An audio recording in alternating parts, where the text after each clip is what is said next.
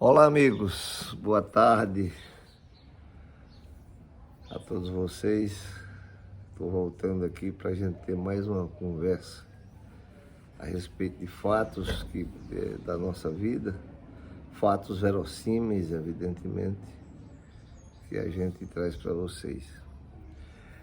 A propósito dessa questão da vacina do Covid-19, essa polêmica que foi gerada pelo próprio governo, a população na expectativa, como refém desse processo, me trouxe à mente um episódio que eu não assisti, mas tive notícia, estive no cenário, no palco dos acontecimentos, que foi a revolta da vacina lá no início do século XIX, aliás, do século XX, ocorrida na cidade do Rio de Janeiro.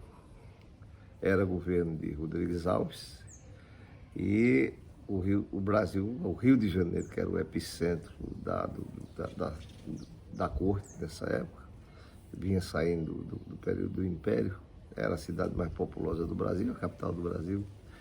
O Rio de Janeiro foi tomado por uma epidemia de febre amarela. Todos vocês sabem dessa história. Ocorre que o governo ficou também, o governo de Rodrigues Alves, que vinha saindo de um processo político complicado, até porque Floriano tinha dado um golpe para destituir Deodoro, e o Floriano tinha saído, tinha perdido a eleição naquela política do café com leite, e ele ficou parte do exército ficou sedenta de poder, e ficou parte dele tramando um golpe de Estado. E se aproveitava do ensejo da vacina para arranjar o cenário e o apoio popular para isso. Incentivou a população a não aceitar a vacina, e aqui hoje a gente está vendo uma coisa parecida, até porque Marx dizia uma coisa interessante: a história se repete duas vezes, a primeira como tragédia e a segunda como farsa.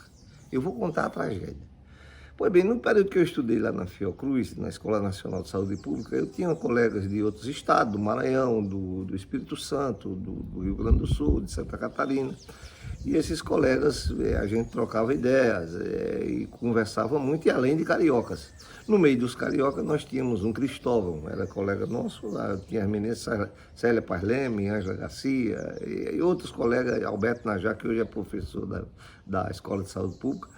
E a gente conversava sempre nos intervalos de aula, na hora de almoço, lá pelo refeitório, a gente conversava muito sobre fatos históricos.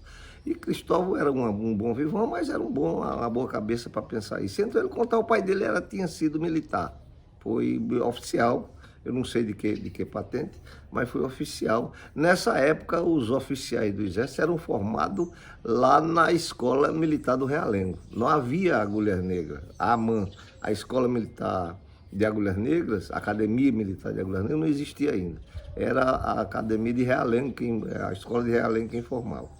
Pois bem, o que é que acontece? Quando a coisa agudizou, o Rio de Janeiro com as condições sanitárias precárias, e Rodrigues Alves era o governo e Pereira Passos era o prefeito do Rio de Janeiro. Nessa época, os cafeicultores, os barões do café, pressionaram o governo por uma providência, até porque o Brasil vivia praticamente da exportação de café, e pressionaram o Rodrigues Alves. Ele foi buscar na França, lá pela Europa, Oswaldo Cruz e Carlos Chagas, dois cientistas renomados, que cuida. Carlos Chagas é o nome da doença de Chagas, né? O nome é doença de Chagas, em homenagem a ele.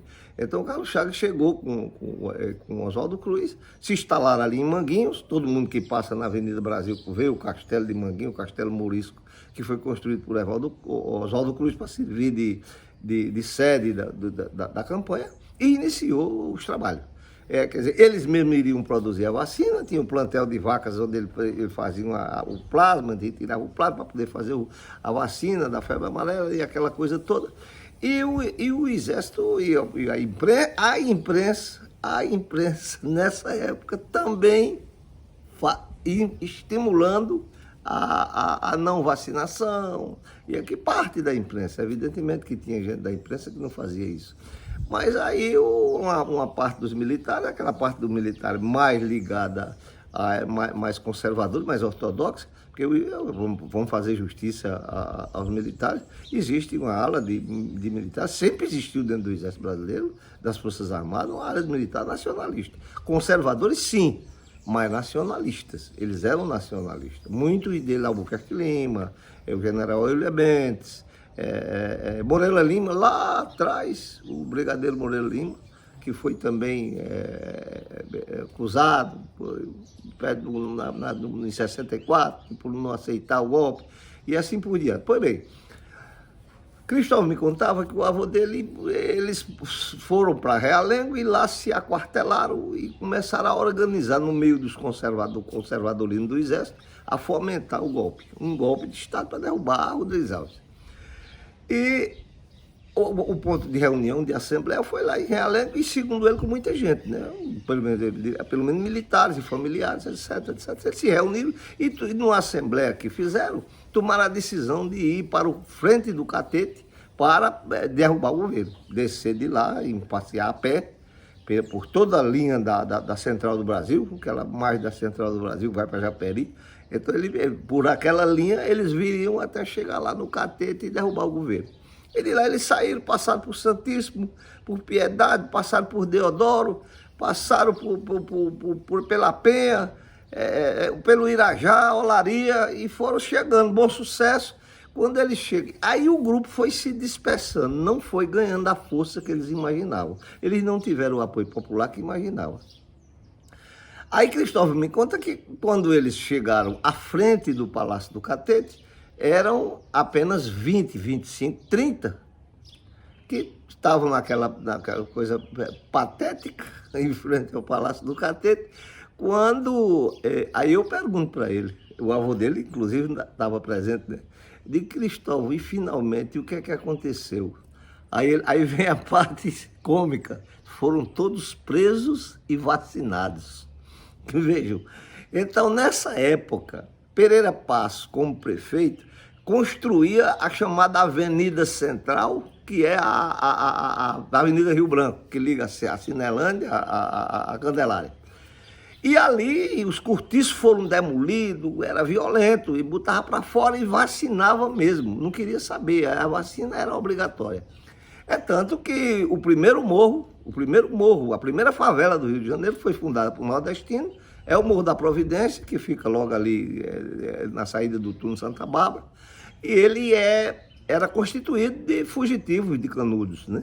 Por que chamava favela? O nome favela veio daí. Chamava favela porque havia lá em Canudos, na região da Bahia, um morro onde a luta se desenrolava, que chamava-se o Morro da Favela. Era onde Pajeú e seus guerrilheiros atacavam o exército de surpresa. Pois bem, aí o primeiro nome veio daí. Então a vacina aconteceu, a campanha da vacina aconteceu. Oswaldo Cruz, que não tinha nenhuma vinculação política, não tinha ideologia, mas tinha amor à ciência. É isso que eu digo muitas vezes aos colegas. Você pode até não ter ideologia, mas tem amor, pelo menos à ciência. E ele tinha, ele e Carlos Chagas. Carlos Chagas teve um trabalho magnífico na questão da doença de Chagas. E Oswaldo Cruz foi o grande benemérito brasileiro, que naquela época a Inglaterra chegou a bloquear os portos, fechou o porto. Não atracava mais navio no Rio de Janeiro. Se eles botaram a armada inglesa, não, mas eles era a potência da época, eles pressionavam os países mais fragilizados politicamente e eles não vinham para o porto. Isso estava causando um prejuízo terrível para os cafeicultores e a história, naquela época, a revolta da vacina aconteceu, fomentada também, o governo também era participante do processo, só de uma forma diferenciada, e agora a história se repete. Aquela época se repetiu como tragédia, porque morreu muita gente, e agora está se repetindo como farsa. Está morrendo muita gente também, porque não é brincadeira, nós já perdemos mais gente que na Guerra do Paraguai. Nós já perdemos mais gente do que na Guerra do Paraguai. Não é fácil, não é do que foi para a Segunda Guerra Mundial. Nós já perdemos muita gente por morte. E a gente espera que o bom senso prevaleça, que a ciência seja respeitada e que esse pessoal que não entende, que não conhece e que desafia a ciência, se recolha e se meça na sua grandeza e deixe a população ser vacinada para que a gente possa fazer o controle sanitário dessa pandemia que destroçou esse ano. Foi um ano muito difícil para a gente. E eu espero que o próximo ano seja melhor. Muito obrigado a vocês todos. A gente volta a qualquer hora com outras conversas, com outros papos para vocês. Obrigado.